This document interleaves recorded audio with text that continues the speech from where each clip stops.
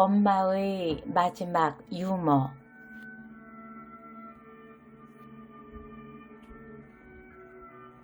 어머니는 90장수를 누리셨지만 한 번도 망령된 말씀이나 이상한 행동을 하신 적이 없다.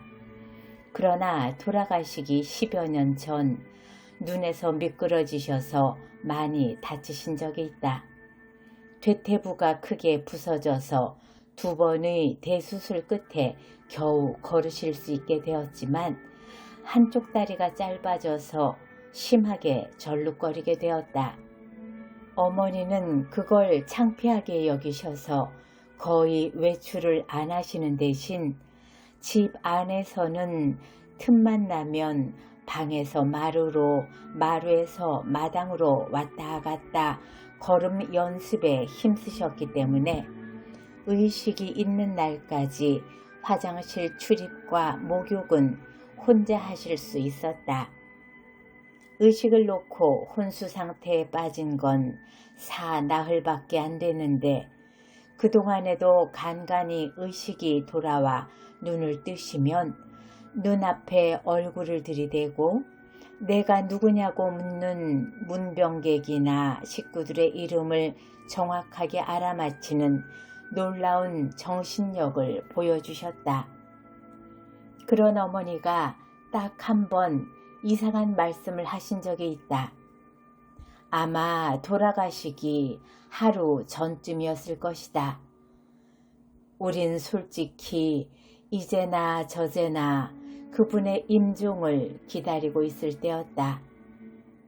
번쩍 눈을 뜨시더니 상체를 일으킬 듯이 고개를 드시고는 당신의 발치를 손가락질 하시면서 희미하지만 정확한 발음으로 호뱅이 내가 웬일이냐 하시는 게 아닌가. 어머니가 반기듯이 바라보시는 발치엔 물론 아무도 없었다. 나는 헛것을 보는 엄마의 상체를 다독거리며 엄마는 호뱅이가 어디 있다고 그래요 하려고 했지만 웃음 먼저 복받쳤다. 그 자리에 같이 있던 조카들이 호뱅이가 누구냐고 물었다. 예전에 시골집에 있던 머슴 이름이라고 했더니 할머니가 그 머슴 좋아했나? 라고 이죽대면서 역시 푹 하고 웃음을 터뜨렸고 다들 따라 웃었다. 엄숙하고 침통해야 할 임종의 자리가 잠깐 웃음판이 되었다. 호뱅이라는 이름도 좀 코믹한데 어머니가 마지막 본 헛것이 호뱅이라니 너무 엉뚱해 웃음밖에 나올 게 없었다. 쉽게 헛것을 볼 것 같지 않은 명징한 분의 임종자리에 나타난 헛것이라면 그분의 마음속에 애정이건 증오건 간에 맺혀있던 사람이어야 마땅하니까 손자의 상상력도 무리는 아니었지만 호뱅이를 아는 나는 짚히는 데가 있었다. 호뱅이가 우리 집 머슴이라고는 했지만 실은 우리 마을의 머슴이었다.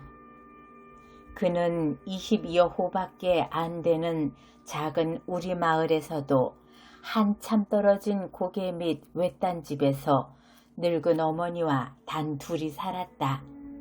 마을 앞 넓은 벌은 22여 호를 먹여 살리는 농지였고 땅을 많이 가진 집도 있고 적게 가진 집도 있었지만 큰 지주도 소작농도 없는 다들 그만한 자작농들이었다.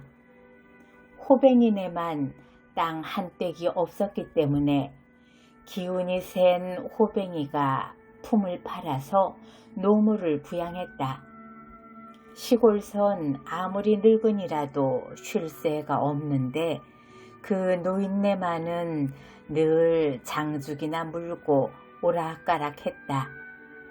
병신자식 둔 사람이 더 효도를 받는다고 사람들이 수군거리는 걸 봐서나 어른아이 할 것 없이 다들 그를 호뱅이라는 이름으로 부르는 걸 봐서 약간은 모자라지 않았나 싶다.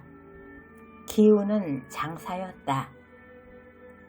우리 집은 아버지가 일찍 돌아가시고 삼촌들도 대처에 나가 있어 남자 일손이 달리는 집이어서 아마 호뱅이를 제일 많이 썼을 것이다.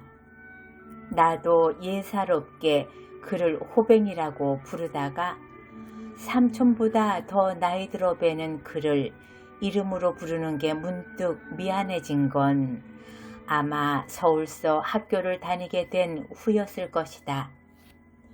방학 때만 보게 되는 스스러움과 학교 다니면서 익히게 된 예절 교육 덕으로 그를 이름으로 부르는 게 불편해졌다. 그러나 상하 위계질서 따지기 좋아하고 호칭에 까다로운 우리 집 어른들도 호뱅이는 장가를 못 갔으니까 그렇게 불러도 괜찮다는 식으로 대수롭지 않게 말했다. 결혼을 하기 전에는 어른 취급을 안 해주는 당시의 풍습 때문이기도 했지만 20여 호가 두 가지 성으로 구성된 시종마을에서 호뱅이는 어떤 성에도 소속이 안 되는 이방인이었다. 따라서 누구 형이라든가 누구 아저씨라는 식으로 바꿔 부를 만한 인척 간의 호칭도 그에게는 해당이 안 됐던 것이다.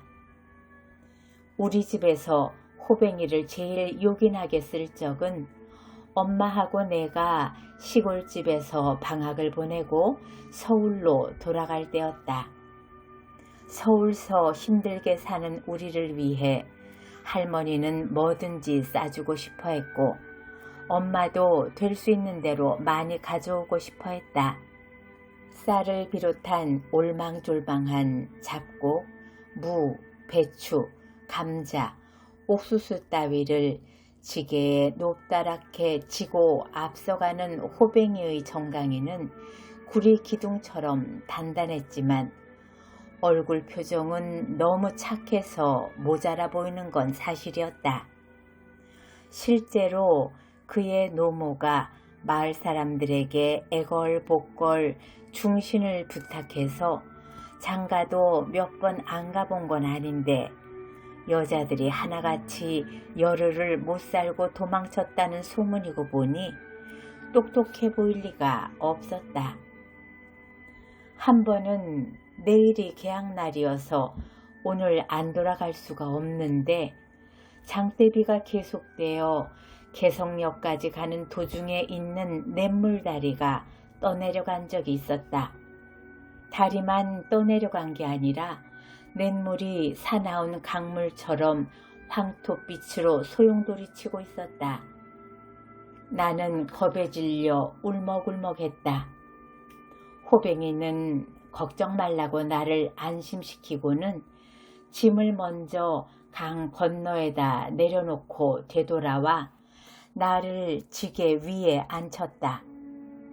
그가 지게 작대기로 얕은 데를 골라가며 탕류를 헤치는 걸 지게 위에서 내려다보며 느낀 노한 자연에 대한 공포감과 우직하고 강건한 남자를 미더워하던 마음은 오랫도록 내 마음에 남아있다.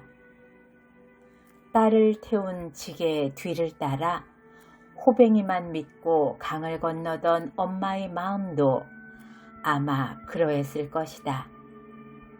지금으로부터는 60여 년 전, 엄마의 임종 당시로부터 계산해도 50여 년 전 일이다. 철없이 한바탕 웃고 나서 이내 숙연해졌다. 어머니는 불편한 다리를 이끌고 저승길 가기가 아마 걱정이었을 것이다. 그때 홀연 호뱅이가 떡판처럼 든든한 등을 빌려주기 위해 나타난 게 아니었을까? 착한 영혼을 하늘나라로 인도한다는 미카엘 천사처럼. 호뱅이한테 엎혀서라면 어머니를 안심하고 떠나보내도 될 것 같았다. 호뱅이가 하늘나라 주민이라는 건 의심의 여지가 없었으니까.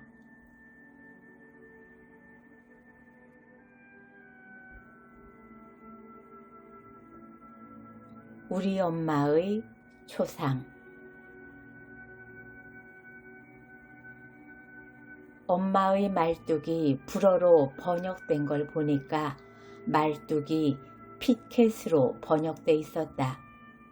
영어로 직역해도 그보다 나은 단어가 있을 것 같지 않았지만 영어도 잘못하지만 불어는 한마디도 모르는 주제에 피켓은 어떻게 알아먹었는지 번역의 한계랄까 반밖에 번역이 안 된 것처럼 느껴져 찜찜하고 불만스러웠다. 내가 말뚝이라고 말할 때 떠오르는 이미지는 영어권에서 말하는 피켓처럼 울타리를 치거나 경계를 표시하고 뭔가를 확실하게 고정시킬 때 쓰는 막대기 말고 또 하나가 있는데 그건 어릴 때 시골에서 흔히 볼 수 있었던 가축을 매놓기 위해 박아놓은 나무 막대기이다. 소를 끌고 풀을 먹이러 나간 소녀는 초지에 박아놓은 말뚝이나 풀과 나무가 함께 있는 둔덕에 서 있는 적당한 나무를 말뚝 삼아 소를 매놓고 자신은 저만치 떨어진데 벌렁 누워 피리를 불거나 낮잠을 잔다. 그때 소는 기다란 새끼줄에 묶여 있어 곶비에 잡혀 있을 때보다 한결 자유스럽다.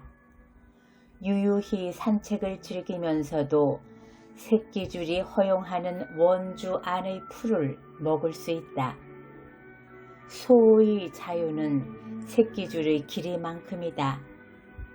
그 이상의 자유를 누리려다 잘못하면 제 말뚝을 감고 돌거나 딴 나무나 말뚝까지 감고 돌아 자꾸자꾸 새끼줄의 길이만 줄여 먹다가 결국은 옴짝달싹도 할 수 없게 되는 수가 있다. 소나 말에게 말뚝이 허용하는 자유는 고작 새끼줄의 길이만큼이다. 엄마가 평생 추구해온 자유.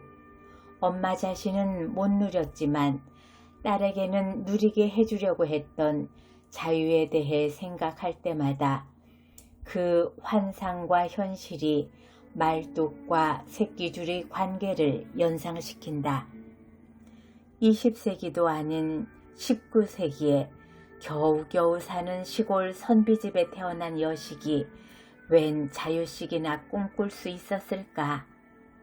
그건 엄마가 우리 아버지와 정혼해놓고 생전 처음 해본 서울 나들이에서 비롯되었고 그 나들이는 아마 시집 보내고 나면 죽으나 사나 그 집 귀신이 되어야 하는 여자 팔자가 안쓰러운 외조모의 마음에서 비롯되었을 것이다. 딸에게 한 달도 넘는 말미를 주어 서울에서 괜찮게 사는 자기 친정으로 나들이를 보냈다고 한다. 엄마의 외갓집에는 사촌들이 여럿 있었는데 그 중에는 엄마하고 나이 차이가 얼마 안 나는 여자 사촌 둘이 하나는 숙명고녀에 하나는 진명고녀에 다니고 있었다고 한다. 그 애들이 방학에 맞춰 간 방문이라 엄마는 그 여형제들과 극장 구경도 다니고 창경원도 가보고 매일 한 이불 속에서 자면서 잔뜩 신식바람이 든 거였다.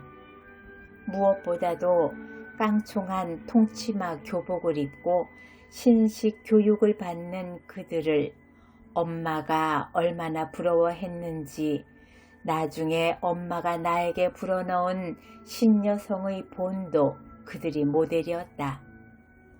그때부터 엄마는 학교 못 다닌 게 철천지 한이 됐지만 이미 정혼한 사이였다. 엄마의 친동기는 밑으로 남동생 하나밖에 없었는데 남동생이 아버지한테 한문 공부를 배우는 어깨너머로 엄마가 먼저 익히니까 외할아버지는 그걸 기특히 하기는커녕 가문에 쇠문이 들었다고 탄식했다고 한다.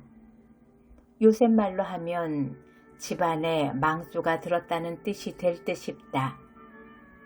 여식의 총명함을 반기기보다는 화근으로 여긴 어른들의 생각을 여자 팔자는 의례 그려려니 하고 참아낸 엄마에게 서울에는 그렇지 않은 세상도 있다는 걸 발견한 건 놀라운 충격이었으리라. 다행히 엄마하고 아버지는 금실이 좋았고 우리 할아버지는 맏며느리의 총명을 아끼고 자랑스러워하기까지 했다. 내가 철들었을 때는 아버지가 돌아가신 후여서 엄마가 회고하는 것처럼 우리 아버지가 잘났는지는 잘 모른다.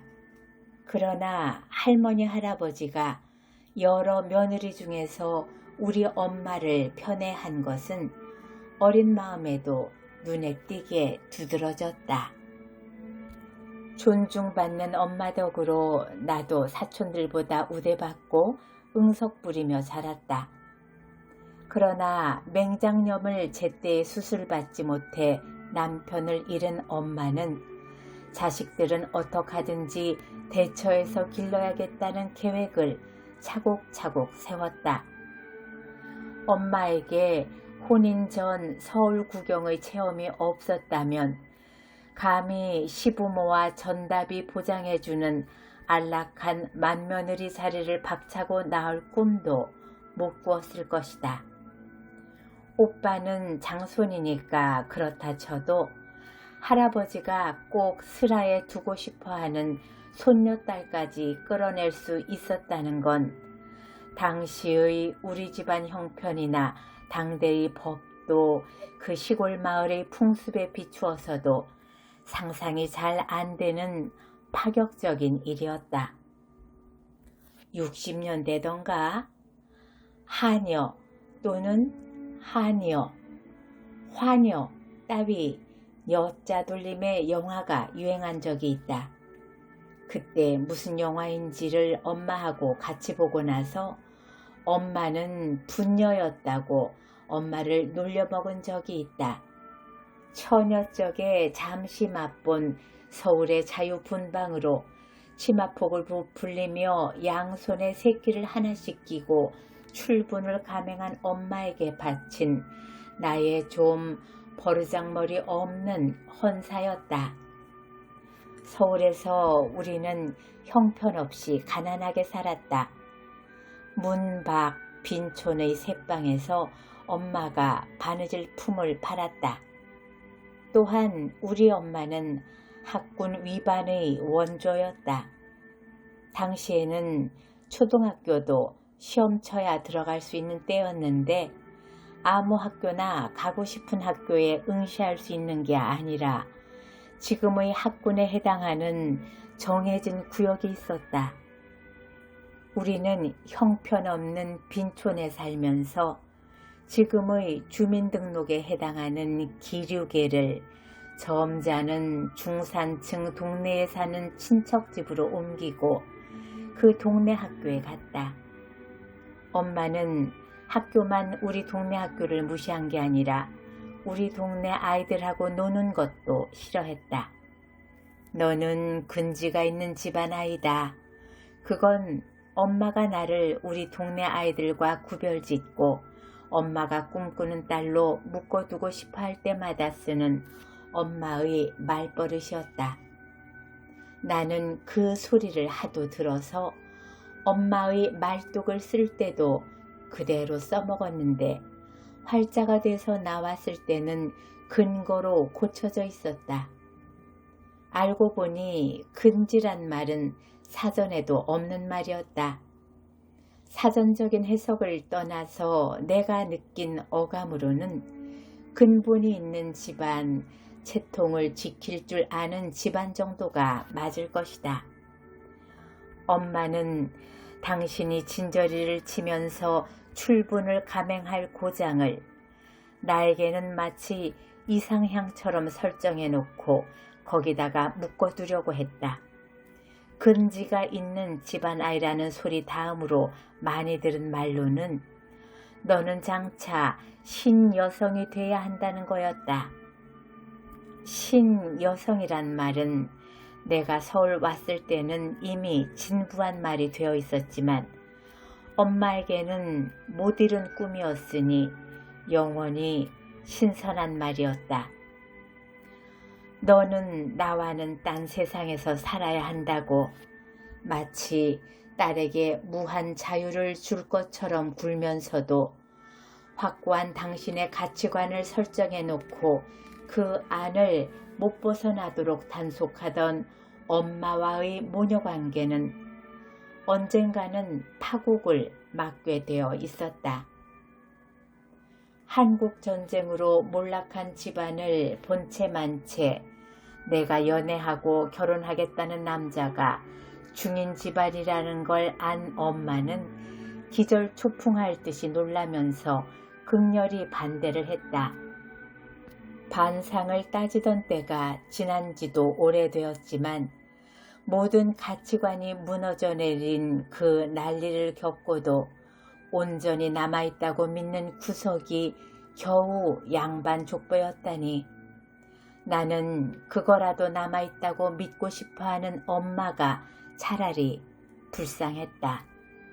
나는 가문 먼저 밝히는 엄마 앞에서 당당하게 중인 출신이라고 말할 수 있는 게 그 남자의 가장 큰 매력이라고 불쌍한 엄마에게 결정적인 일격을 가했다.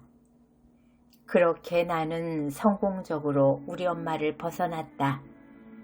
그 남자한테 시집가서 나름대로 열심히 살면서 엄마에게 잘 사는 꼴만 보여주려고 애썼고 출가한 보통의 딸들이 하는 효도도 하느라고 했다.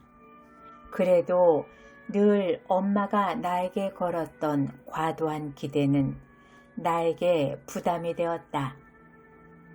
나이 먹어가면서 아무리 생각해도 내가 그때 받은 교육은 우리 집안 처지나 환경에 비추어 파격적인 것이었다. 촌에서 나하고 같은 집안에서 태어났으나 아버지가 오래 살아서 나보다 환경이 좋았던 사촌들도 나처럼 최고의 교육을 받지 못했다.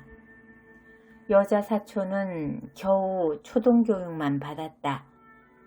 자식 낳고 살림 늘리는 재미에 푹 빠져 있다가도 문득 엄마의 시선으로 나를 바라보면 초라하게 느껴지곤 했다. 내가 처녀작을 쓸 때 잘 안 써져서 때려치울까 하다가도 이게 만일 당선이 돼서 내가 신문에 나면 엄마가 얼마나 으스댈까, 아마 딸 기른 보람을 느끼겠지 하는 생각이 채찍이 되어 계속 쓸 수 있는 힘이 되었다. 엄마는 말년에 우리 집에 와서 지내신 적이 많았는데 엄마가 오실 때마다 나는 내 책을 엄마의 손이 못 닿도록 서가 맨 윗칸에 꽂고도 안심이 안 돼 책 제목이 안 보이게 뒤집어 꽂아놓곤 했다. 엄마가 읽을까봐 겁이 났다. 내가 휘청거리는 오후를 동아일보에 연재하고 나서 기자가 엄마에게 인터뷰를 청한 적이 있다. 따님 소설을 읽은 소감을 묻는 기자의 질문에 엄마는 싸늘하게 원 그것도 소설이라고 썼는지 라고 대답하셨다. 그 매몰찬 혹평은 나에게 오랫도록 상처가 되었다. 나는 아마 생전 엄마를 극복할 수 없을지도 모른다.